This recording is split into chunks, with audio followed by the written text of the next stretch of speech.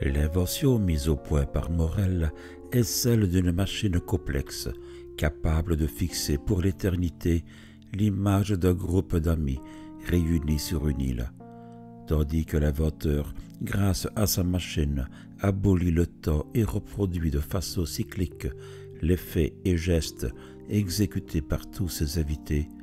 Un narrateur extérieur à ce monde fugitif arrive par hasard sur cette île étrange, livre peu à peu au lecteur la véritable signification de l'intrigue.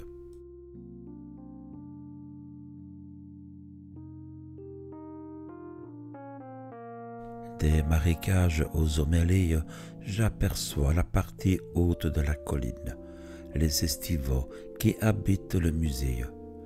Leur apparition inexplicable me laisserait supposer qu'ils sont l'effet de la chaleur de la nuit dernière sur mon cerveau. Mais il ne s'agit pas ici d'hallucinations ni d'images. J'ai affaire à des êtres réels, pour le moins aussi réels que moi. Ils sont habillés de vêtements semblables à ceux qui se portaient il y a quelques années.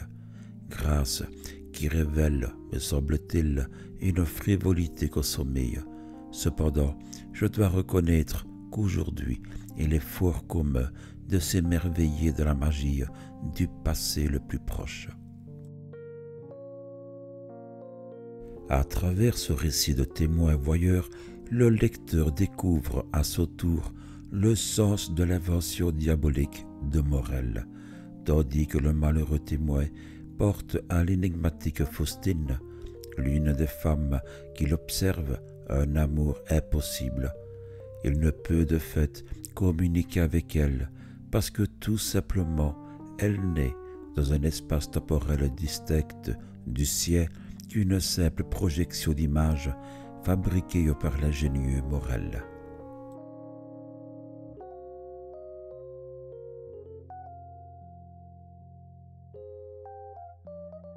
J'éprouvais de la répulsion, presque du dégoût, pour ces gens et leur inlassable activité répétée. Ils se montrèrent plusieurs fois, là-haut, sur la crête. Vivre dans une île habitée par des fantômes artificiels était le plus insupportable des cauchemars. Être amoureux d'une de ces images était encore pire qu'être amoureux de fantômes. Mais peut-être avons-nous toujours désiré que la personne aimée ait une existence de fantôme.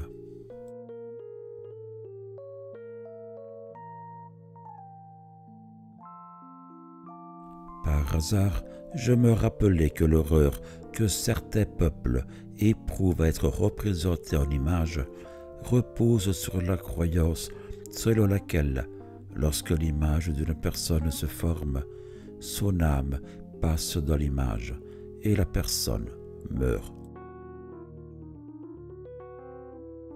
Dislocation temporelle, précision du regard porté sur les êtres et les faits du menu quotidien, recours à une technique d'écriture précise et parfaitement dominée. Telles sont les caractéristiques du livre, parfaitement représentatif de l'œuvre de Bioy Casares, et dont Borges n'a pas hésité à qualifier la trame de parfaite. J'ai discuté avec son auteur des détails de la trame. Je l'ai relue.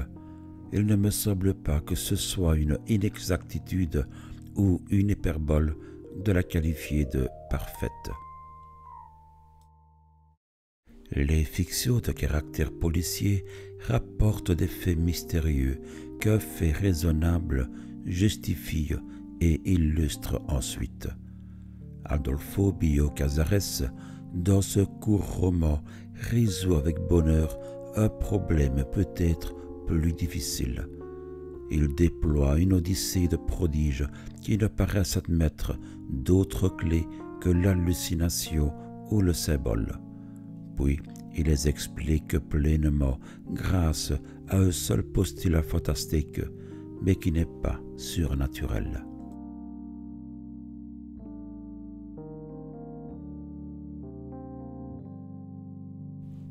Je crois que nous perdons l'immortalité parce que la résistance à la mort n'a pas évolué. Nous insistons sur l'idée première, rudimentaire, qui est de retenir vivant le corps tout entier. Il suffirait de chercher à conserver seulement ce qui intéresse la conscience.